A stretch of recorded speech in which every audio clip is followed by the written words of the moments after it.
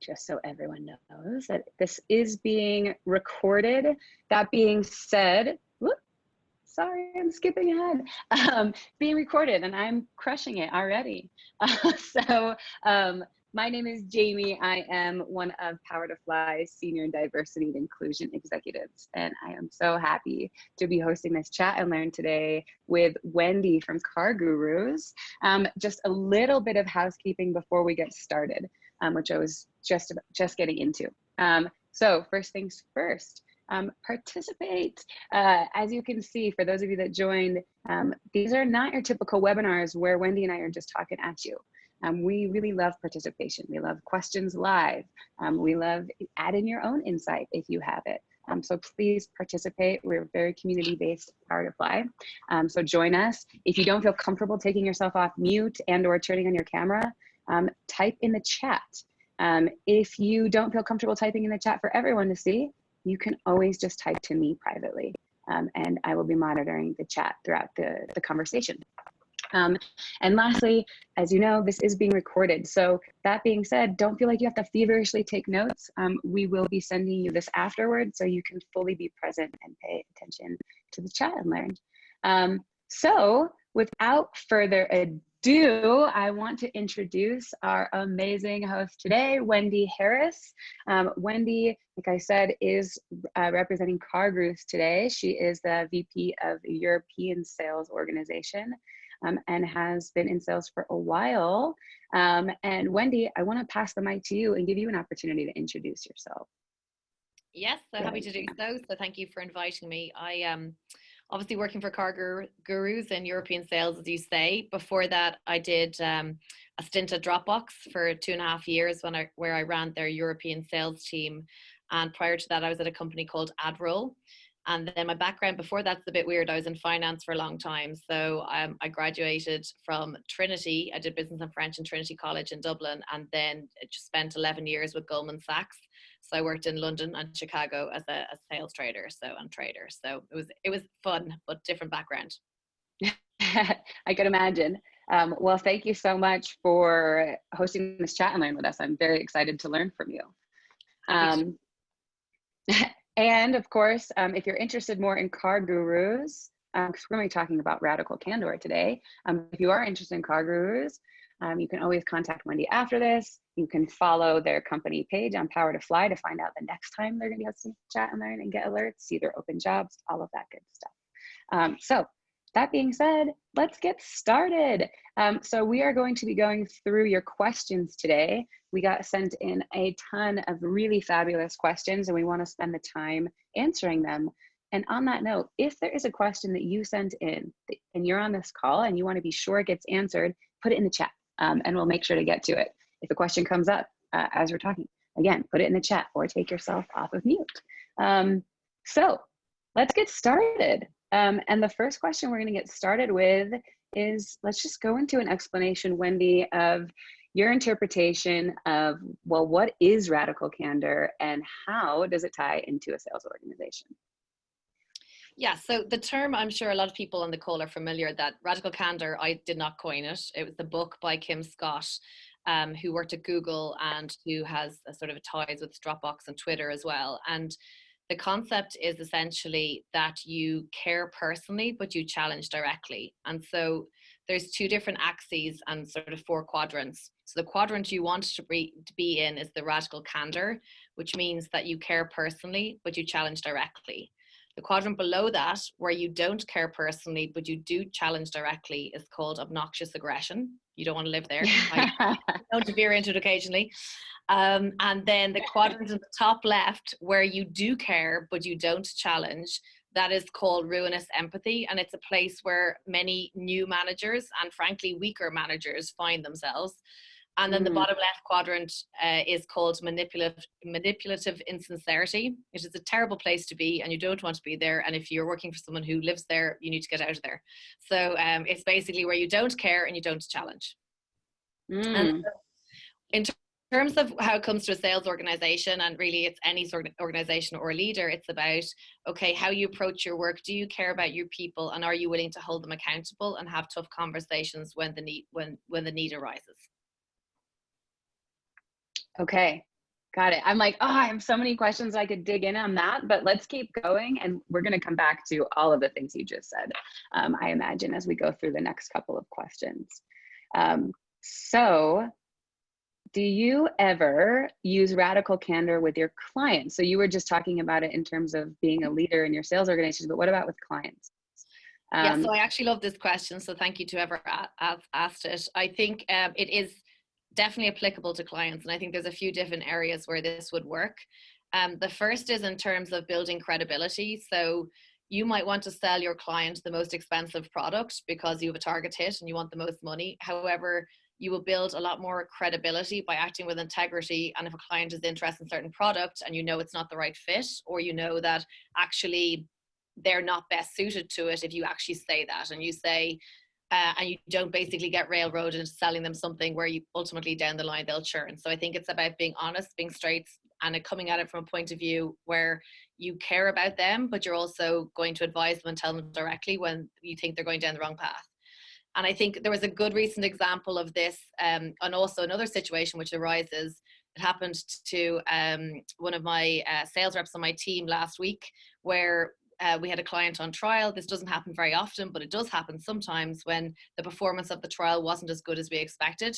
She had to have that conversation with them. She didn't pussyfoot around it. She addressed it directly. And because she was so honest, and because she had built that rapport with the client said, I appreciate your honesty. I want to work with you.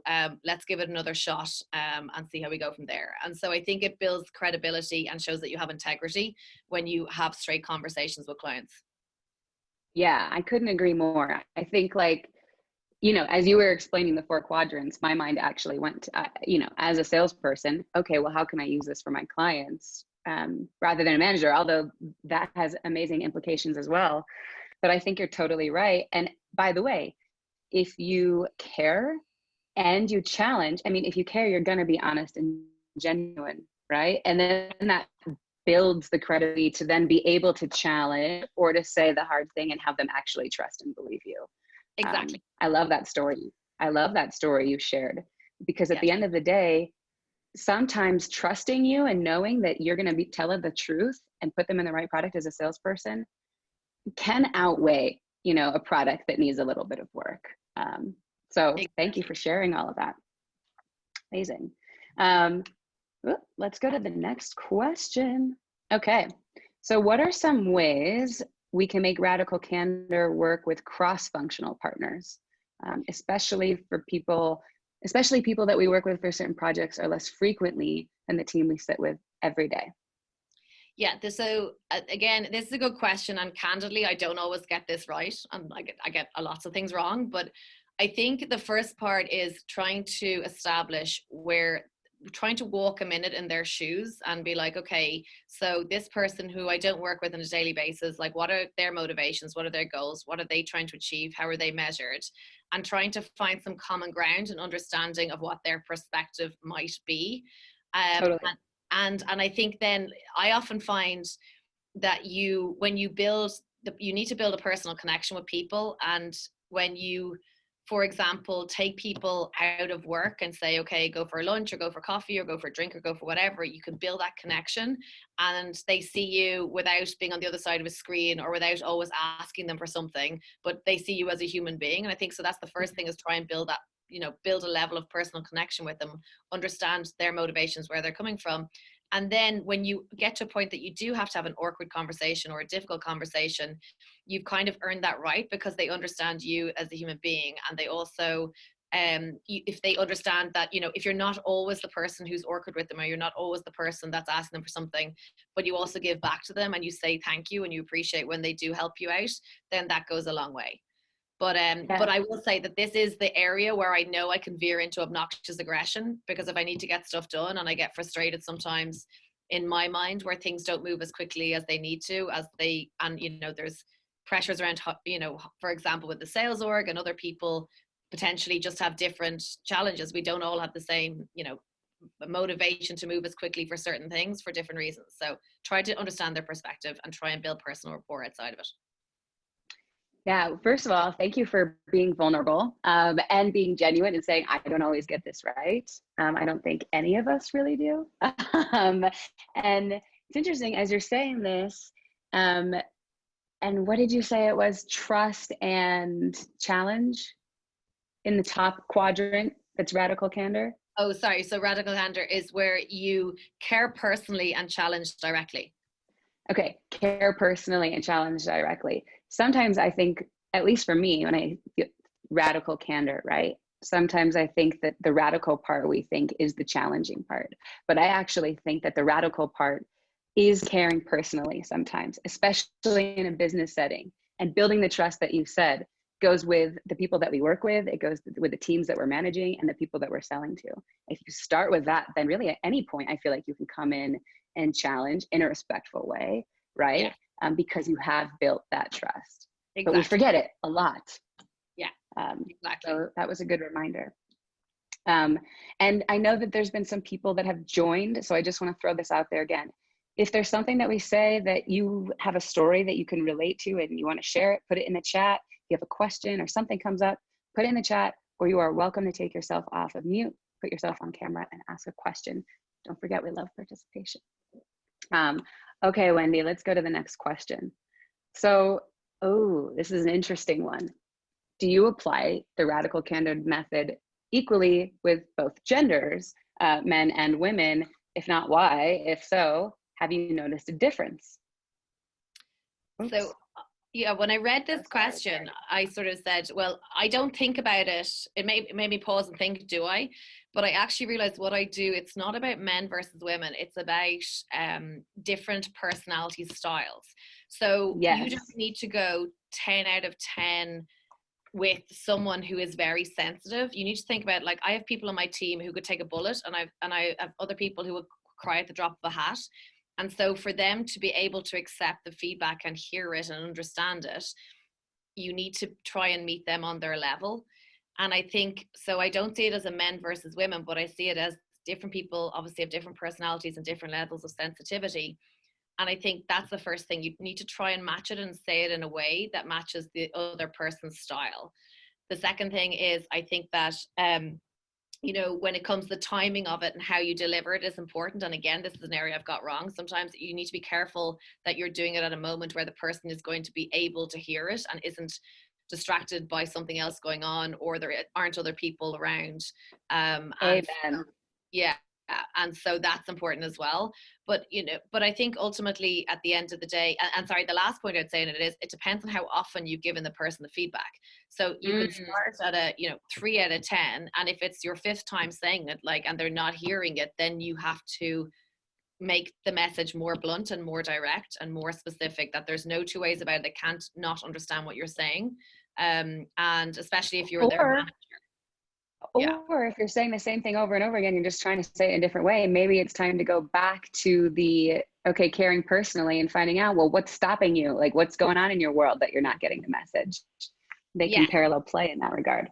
Exactly. And I think, that point you made there comes down to another question that I know we have later, which is what about, which is also a very good question about, some people who are trying but aren't performing. And then that comes down to, if you're giving tough feedback to someone who is actually really trying, I think it's about, well, are they someone who used to be a great performer and suddenly their performance has dropped dramatically? If they have, the chances are then there's something going on there.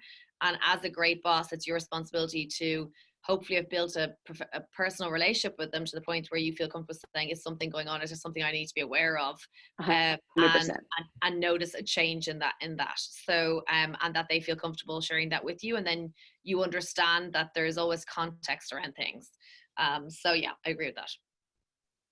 And I also think that applies. Oh, go ahead. Somebody have a question, comment?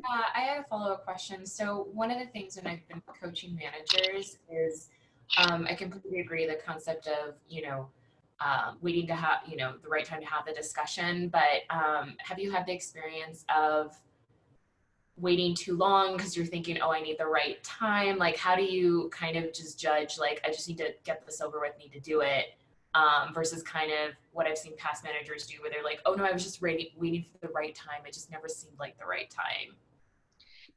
So this feeds into a fundamental principle behind, well, certainly my understanding of radical candor, or how I try and lead, which is that to me, when the right time, it sounds like they're actually dodging doing it. And if they're dodging doing it, what I think people misunderstand about radical candor is, if you are not having a hard conversation when you know there is need for it, or a straight conversation, essentially you are doing that person a huge disservice.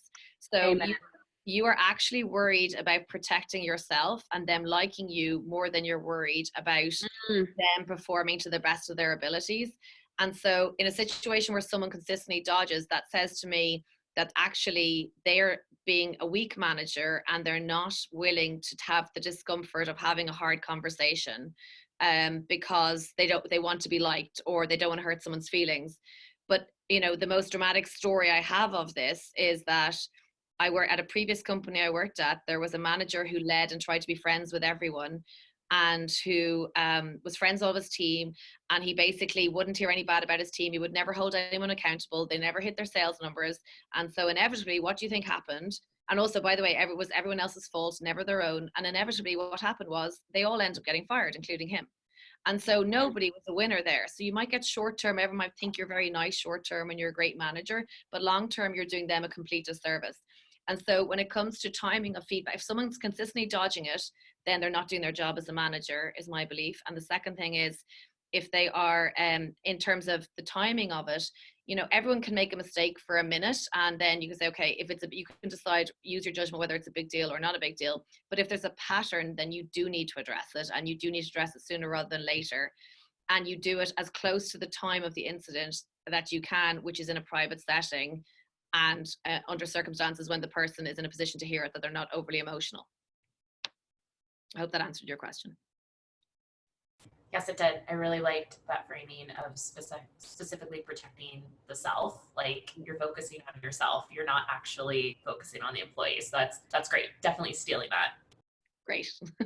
Yeah, I found that hugely valuable as well, inspiring, because those conversations, it can change somebody's complete career path, you know, in that moment when they're working. You never know what conversation can do it. And if you frame it in the way like, hey, this might not be easy to hear, but it is to help you in the long run. I think that setting the context is really important. It is. Change the reception. Exactly. And I think honestly, what you just said there, you know, in terms of, like, I see it is such a privilege to manage people. It's such a privilege to be people, and you should take that privilege seriously. And it is not about being the most popular person in the room, and it's not about your own comfort. You're being selfish if you're worried about what everyone thinks of you all the time, and you're not doing what's right for them. And it is a privilege, and you should wear it and carry it seriously and take it seriously to help people be as best perform and get paid and promoted and everything that they deserve. So yeah. I really love that perspective. Just gonna throw this out there and we'll go to the next question. It's somebody, I was listening to a podcast recently, and this guy was saying, for every situation and circumstance in your life, there is multiple realities actually in which you can look at it from different lenses. So you could be a manager, and your reality, a reality of it in that situation is, all this responsibility, it's heavy, I have to have these hard conversations, it's difficult, it's annoying. Or you can look at it like, wow, this is an amazing privilege. I have a possibility to impact people's lives, be an inspiration. It might be hard sometimes, but it's really rewarding. And what a different reality and way of looking at the same situation to set up different results. It's the greatest privilege. Like, and I feel the weight of it around my neck and feel like it's a huge responsibility, but it's a privilege. Yeah. Thank you. I love that. Very inspiring way to look at it. And I'm sure people on your team can feel that from you, because it changes the way that you are as a manager if you get that.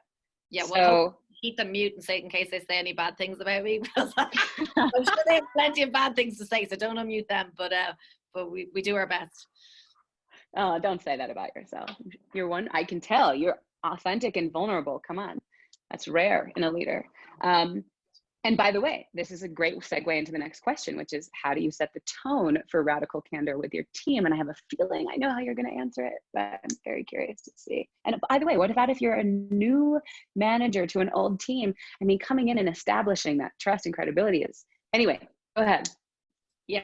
So The leader sets the tone. So what I try and do with my team is I really want to build an office, an environment where people can be their authentic selves, and they come to work and they're not trying to be someone they're not, they are who they are. And so if you build an environment like that, it starts with, I share when I have issues with my teams. I'm sure they wish I shared less sometimes, frankly, but last week I was having a really tough week. I had a seizure and I was feeling really, down on myself or whatever else. And I tell them sometimes that, we all go through tough times, and I think being vulnerable as a leader and being real and telling them, that I would hate people to come to work and feel like they have to wear their suit of armor. We all have bad days, and it's okay, and we get through it together.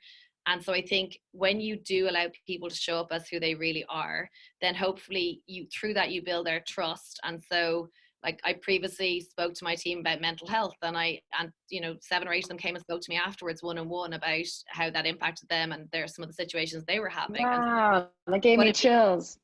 Well, what it means is that I hope they know that I do, and my leaders really genuinely care about them, and this is the care personally, and we take that very seriously. But it also means then that when you have to have a tough conversation with someone, you've built that trust and you've built that right, and they know that you're coming from a good place and that you care about them and you want them to do well and you want them to succeed. So an example I have about this, a new manager in an old team, is one of my last firms. I took over a team where there was a bunch of brilliant individuals who are super smart, super ambitious, really great people, but the team itself was failing. They weren't hitting their numbers, and they were not being held accountable. And so what I did was I went to each of them individually, first of all, and tried to build rapport with them and say, understand them, understand their motivations, understand their level of self-awareness about what was going on and how much they were being accountable. Were they blaming everyone else, or were they being accountable to, this is what I think I'm not doing wrong, not doing well? So you gauge that. And then the second thing I did was I explained to them, okay, look, so I'm your new manager. I'm coming in here. I want to hear what you have to say. But I said, you should also be aware of my style is I'm very direct. And so if I ever say something to you, it's never personal, it's business. And I just want to, it was sort of my disclaimer, which is like, so they understood that there was this might come. And then I brought them all into a room as a team when I met them all individually. I said, okay, I've heard all of your stories and I've heard everything you said. And I said, so this is how I view it. My job is to get you paid, and it's to get you promoted, and it's to do the very best for you and try and pull you up in your career and help you achieve all of your goals of, weddings or holidays or whatever it is. All of the things we want to buy. Jimmy Choo's, big fan of Jimmy Choo's. But to do that, I have to hold you accountable. And so there will be some changes and I said to them, frankly, I said, this team right now is not succeeding. And this team right now is failing and you're not succeeding. And I know that you're all better than that and you want to be better than that. And honestly, they were carrying themselves at the time like dogs in a pound. And I'm happy to say that, I don't know if this translates to America, but they were like Crufts by the time I left. So, which is a dog show. So now you know how crazy I am. But genuinely, you do have to address the elephant in the room, what's not working. Give them confidence that you want to get them paid, you want to get them promoted, you're on their side, and then hold them accountable to, I said, there's going to be changes and I need you to do your best and try and go with the changes, even if it feels weird at first. Trust that we know what we're doing and we'll make it better. And the outcomes will come, and then you'll get paid lots more money, you'll get promoted, and they did. And now I absolutely adore that team and I'm really proud of them. That's such a good story. Okay, there were so many things that you said there.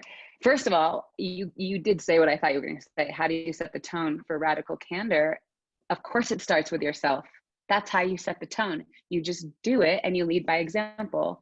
And by the way, I'm really sorry to hear about your seizure, and I'm glad you're okay and on this call right now. And thank you for sharing that with us. You're setting the tone for this conversation.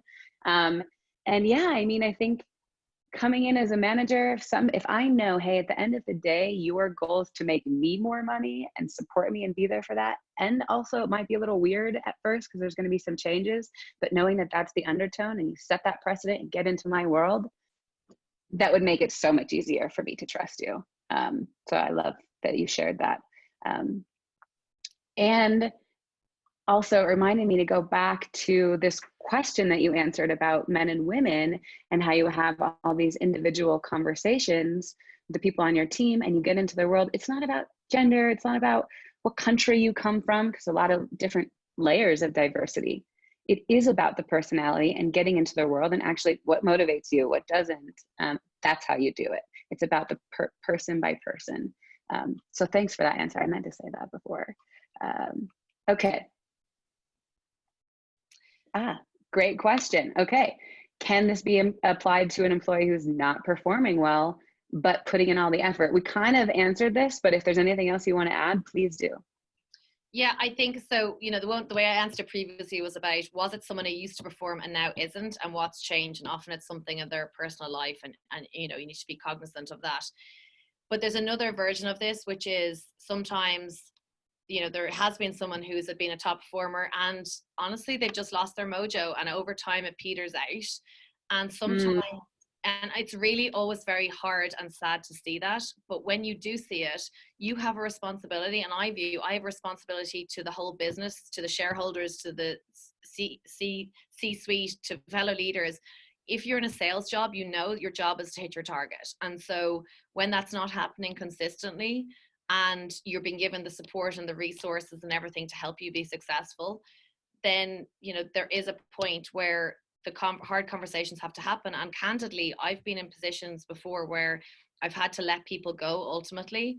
And at the time they couldn't see it, and they couldn't actually see the wood from the trees. And so they didn't realize that actually they were drowning. They weren't happy. They just didn't have the guts to leave. And so help make the decision for them. And I'm still on very good terms with, you know, the vast majority of them, because it was ultimately they're not happy, and they're going to be happier somewhere else, because no one wants to be somewhere where they're not thriving. And so there's a difference between people who are new and starting and trying their best and just still have to learn the ropes, or people who've been here for a long time, were successful and are petering off. And I think it's just finding the balance there. But sometimes you've got to make the hard decisions because it's the right thing for the individual, even if they can't see it themselves. And that is my job and the job of leaders to do that. Yeah, absolutely. I mean, it goes back to a couple of things we said. First of all, there's no like silver bullet for for this situation for every person. It is different. So are you actually just burned out? Is there something that's not clicking? Find all of that out first. And yeah, I love what you said, because okay, when one door closes and the fire and you come at your leadership from the lens that you're looking at, which is to inspire, or to that you're oh my gosh, what was the word that you said? Grateful for that position. And you look at it as a way to change these people's lives, and you see they're unhappy. Yeah, sometimes you can see things in other people that we can't see in ourselves. And so yeah, it does lead them to a better path. And the fact that you're still in contact with them goes back to the radical candor, that you truly were personally invested. So I love that. Yeah.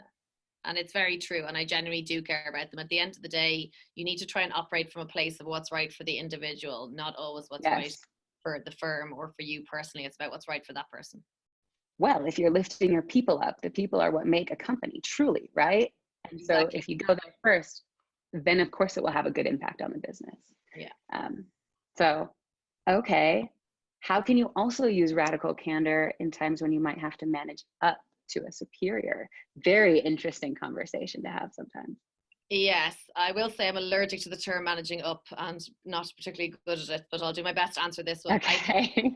I think managing up. So first of all, I'll say as a leader, I do recognize that it's hard for people, and I obviously have a big personality and everything, and it can be hard for people to give you feedback because they might worry about what the reaction is. So I will say the first thing is, whenever anyone gives you feedback, you should stay quiet and accept it and say thank you. And that's a critical part of the book as well. And so you might not agree with it, but you should never argue with it in the moment, because you'll just be emotional, and you need to take some time to absorb it and to go away, think about it, and then you can decide if you do agree with it or don't agree with it. But feedback is a gift because of the information that someone is giving you.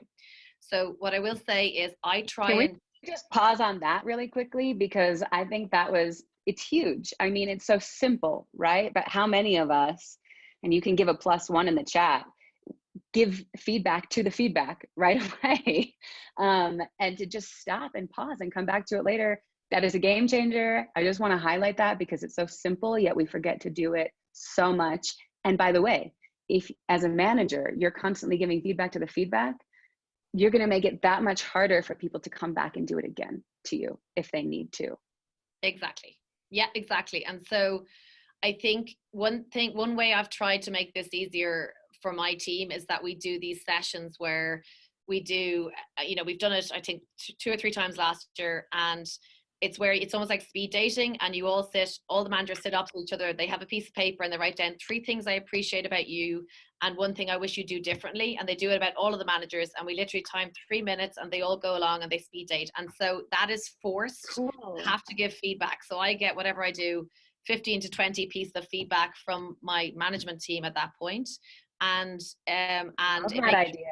it gives them, there's no way out, they have to say something. So that's the first thing. The second thing about this, the manage up to your superior, at the end of the day, there's some honestly shit bosses out there who will attack you if you say it to them. So I think the best advice I have for you is to choose your moment, and make your example specific and say, this happened, this is the impact, and this is what I would have done differently.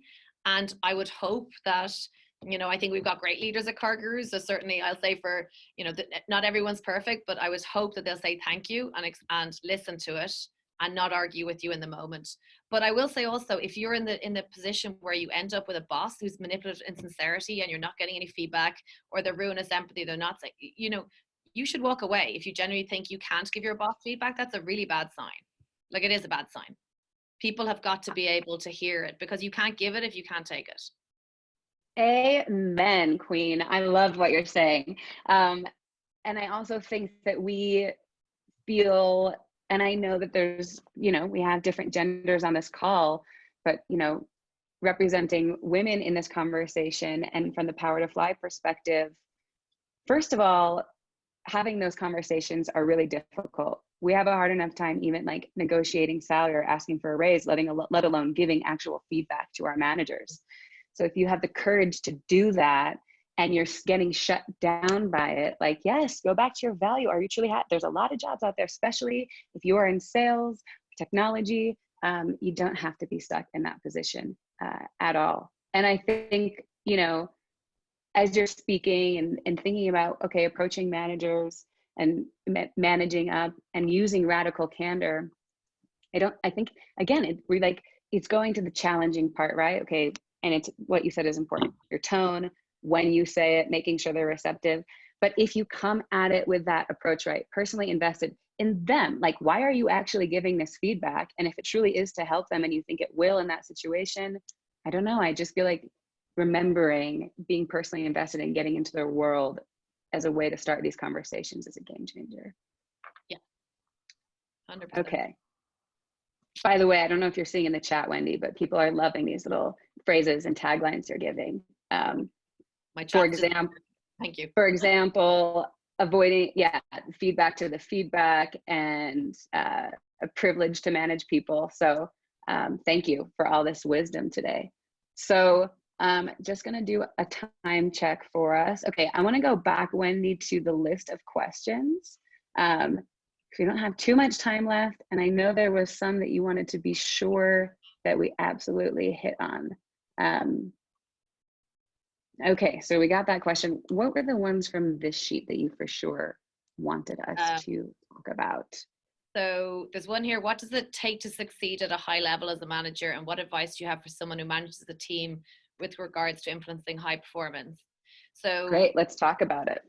So one thing is, be accountable. It's the most important thing one of the most important things about a leader is be accountable. And by that, I mean, I could whinge and whine about Brexit to my boss, the COO or CFO, and say that's the reason if we miss a target, but ultimately it's not. It's we have to control what we can control, and there's always things that can be done better. So yes, I hate when people come to me with a list of excuses, all external, and I screen for it when I'm interviewing, because if I see someone miss their target and they're like, the dog ate my homework, I'm not interested. Like, seriously, you've got to, you can always do things better. And so first of all, be accountable, step and be like, it's not good enough. We missed, the buck stops with me, and this is all the things we learned from it and why. So I do ask my team to share their learnings when we have a tough month. And the second thing is, and the single most important thing is actually care about your people. And it's obviously related to radical candor. It's a huge principle behind it. But I don't think you don't deserve to be in a leadership position if you don't genuinely care about the people you manage.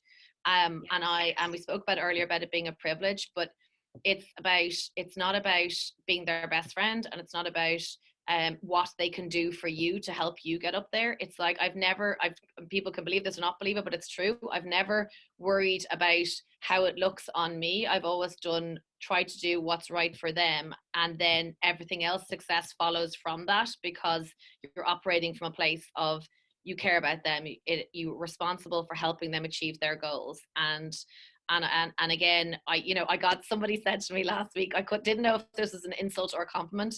And they said there's a Netflix documentary called Cheer Out right now. And it's about cheerleading, and there's a coach in, and they're like, oh, you really remind me of this coach. And I was like, well, what story there? And they're like, well, she's an alter ego called Annette.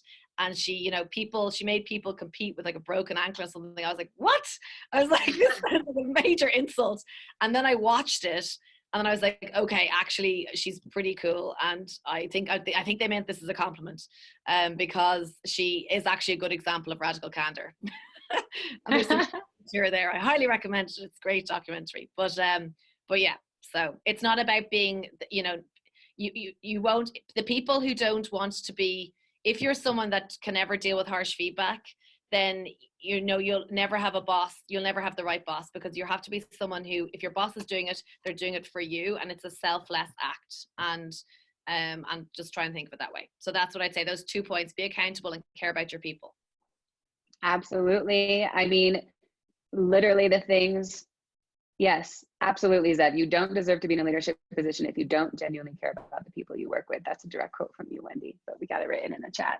And it's true, but that's the foundation of radical candor, is it not? What you're describing, caring about your people, then saying, hey, by the way, I care about you, and I'm not going to buy into your BS excuses. And here's why. Exactly. And that is radical candor. That is what it takes to be successful. And it's quite simple, actually, yet we make it so complicated. And I love that you screen for the excuses in the interview. It's so true, because, by the way, there are external forces, but it is so important to hold up the mirror. And sometimes we can't. So the manager be able to do that for us. Yeah, and then that's going to bring out the best in us.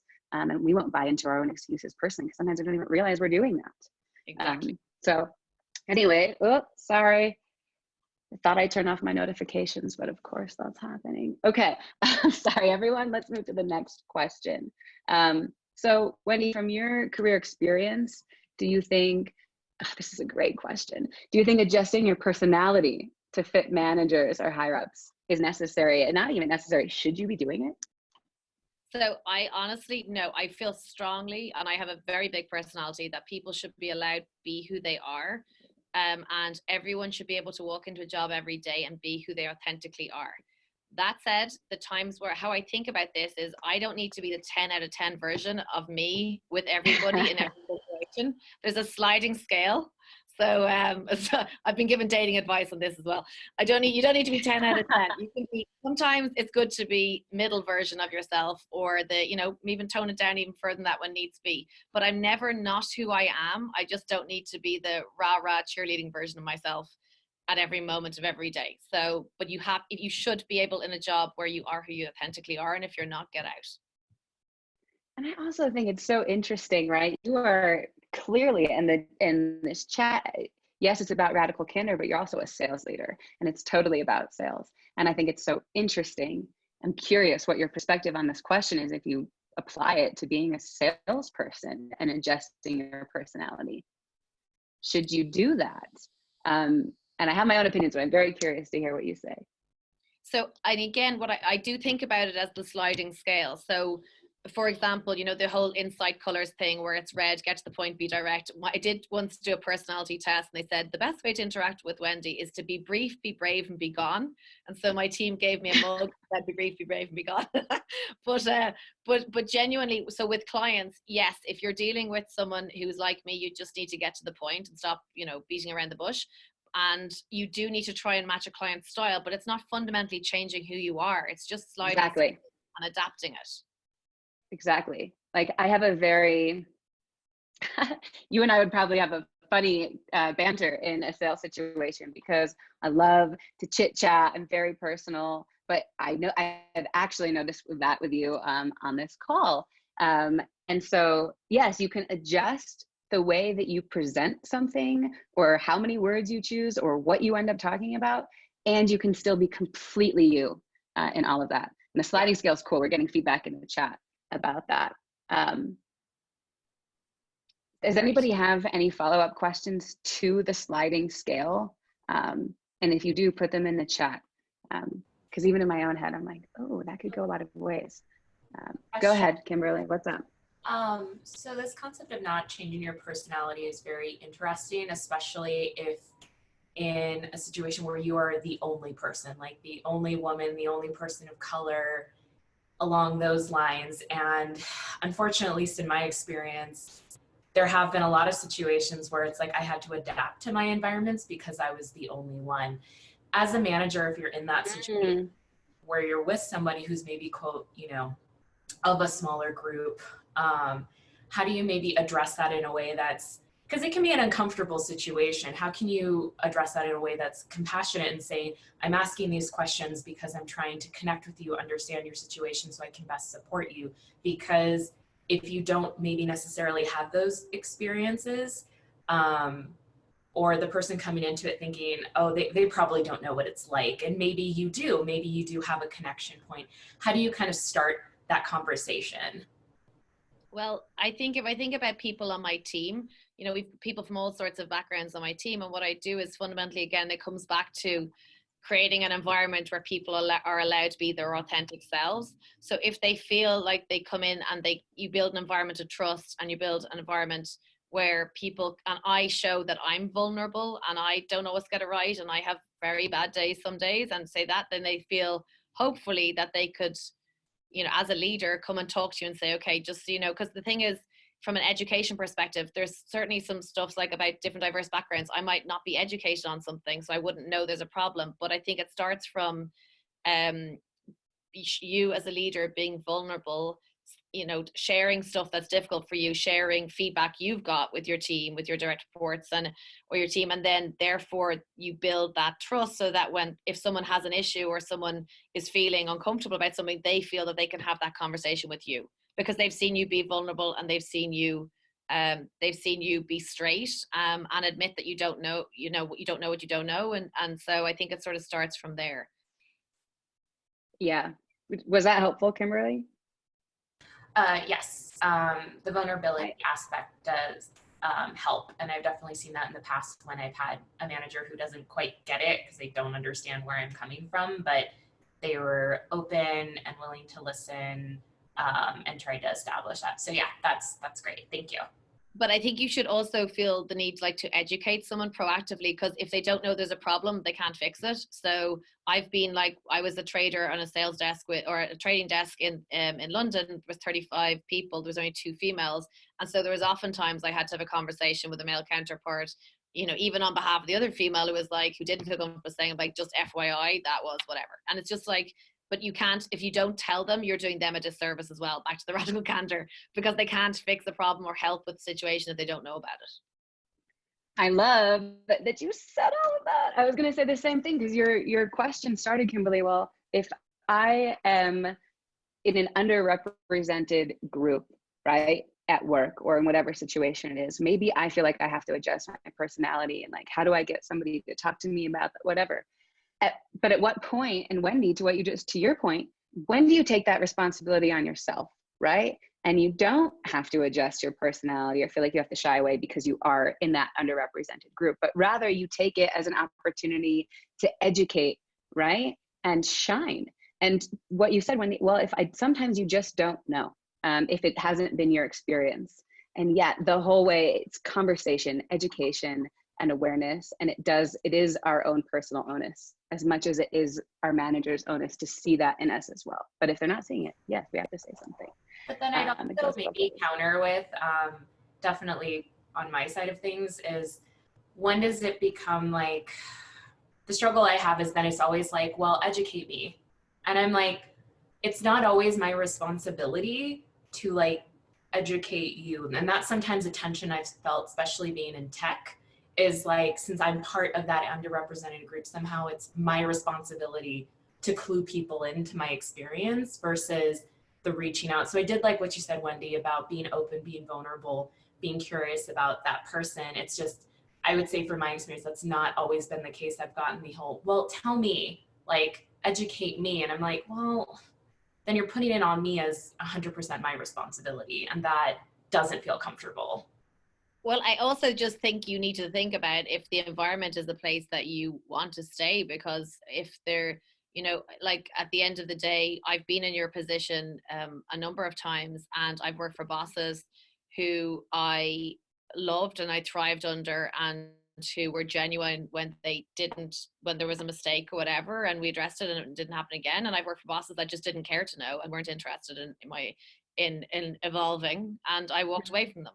So I think you should think about that, because if it sounds like if you're under someone you don't believe genuinely wants to improve and make that better for you, then I think you should be elsewhere.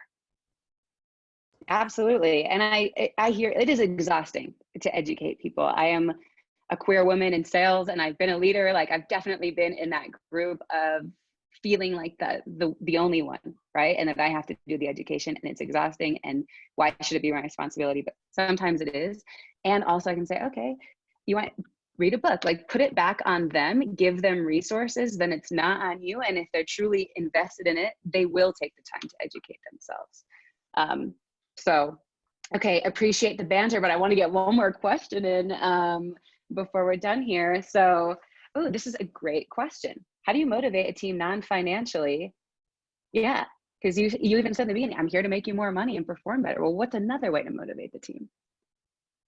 So one thing I think we try and do in Dublin is we should create a shared purpose. So try and make sure everyone's bought into the vision of what we're trying to achieve. And so that involves, we do things like morning huddles at the end of the month and everything else, where everyone sees everyone and they understand the impact that they're making. Most people work for more than just money. They work because they want to have impact and make a difference. And so if all of our top performers slammed on the brakes when they hit 100%, then we would never hit our number, because we need people to go above and beyond and keep striving for more and feeling bought into the greater purpose of the whole sales floor, and understand that each of them makes a difference, and they really do. And I'm so grateful to them for that. And so I think we try and do things like we do these dinners like best of the best. So to say the top performers to say thank you, and I take them out for dinner, and we have a gong where they get to hit when they close a deal, and so everyone claps. And there's, you know, I think recognition, and very importantly, and this doesn't happen enough, candidly, is to say thank you. Like when I say thank you to my team, I genuinely mean it, because they put their heart and their soul on their line. And, you know, they don't have to do that. They could come in and do the bare minimum, and they don't. They always go above and beyond. And I hope they know this, and I try and make them know this, that I genuinely appreciate it. So say thank you. As somebody that is currently an individual contributor, yes, showing gratitude and appreciation, even for something so little, makes a huge difference. And I love that you do that as a leader and manager. It's massive.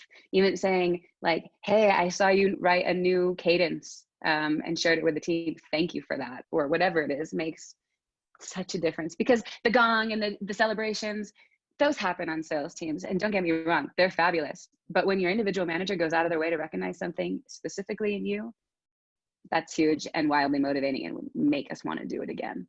And on that note, you're talking about your team and the awesome things that you're doing. And I want to make sure, Wendy, we have a couple minutes to actually talk about CarGurus, and you actually happen to be hiring. So you are a fabulous leader, could have an opportunity to be on your team and work for you. But yeah, tell us about CarGurus. What are you looking for? What's your favorite part about being there?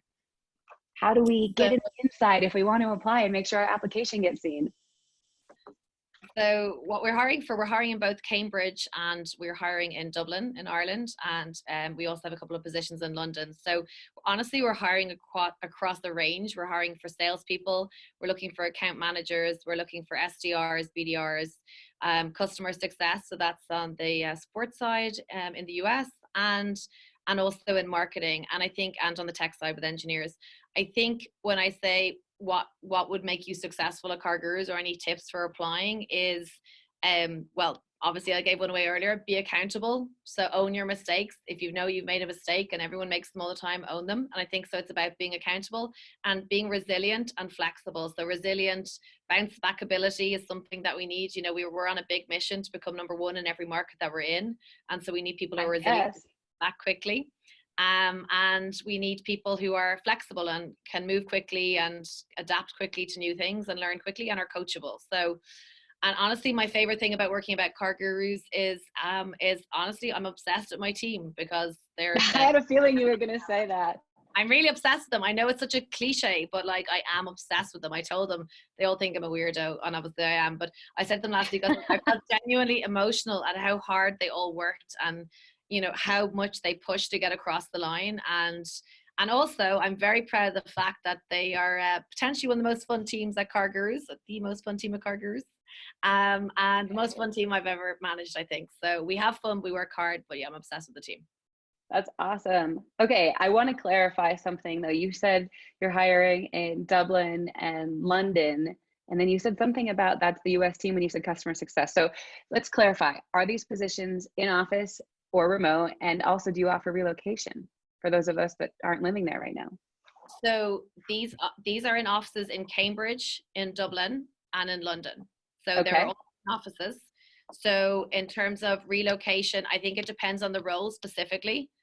So certainly I think there's a potential for some engineering roles, but it depends on the needs of the market and the certain position that we're looking for. Customer success, we're hiring for customer success in both Cambridge and in Dublin.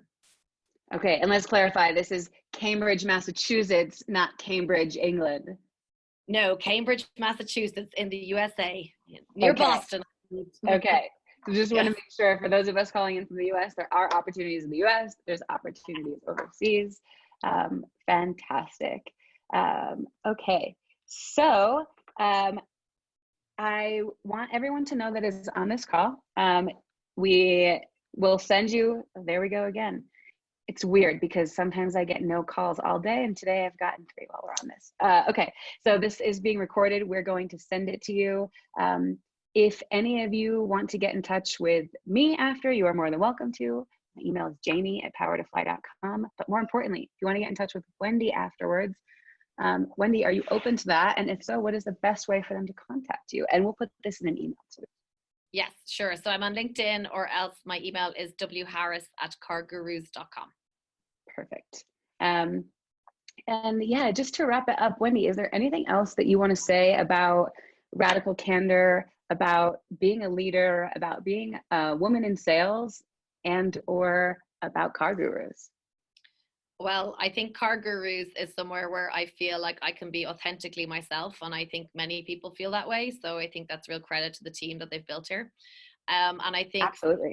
And the final thing is the tagline of the book by Kim Scott. I do recommend everyone reads the book, Radical Candor by Kim Scott. I don't work for her, but the tagline is become a kick-ass boss without losing your humanity. So it's a little cheesy, but it's really excellent, and not just for leaders. So I do really recommend that you read that. And then please come work with us at CarGurus. We're doing great things, and we'd be happy to have you.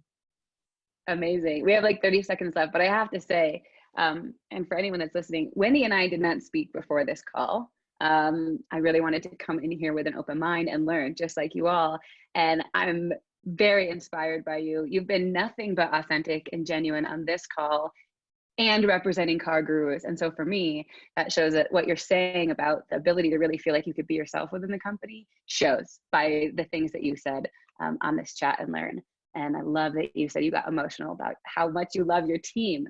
That inspires me to want to be, I want to be on a team like that. Are you kidding me? Very, very cool. Thank you so much. I really loved chatting with you. I hope everybody else did as well. And thank you all for your questions, comments, feedback. It was fabulous. Oh, Tanya says, we love you, Wendy. That's the best feedback you could get. Yes, it really is. Thank you. I'm very impressed that people gave up their time to listen to me talk. So I appreciate it very much. Thank you. And thank you for inviting me and CarGurus on, Jamie. It was a pleasure. Thank you. And that's it. Happy Friday, Junior, everyone. Have a wonderful day. And join us for another chat. We have them almost every day.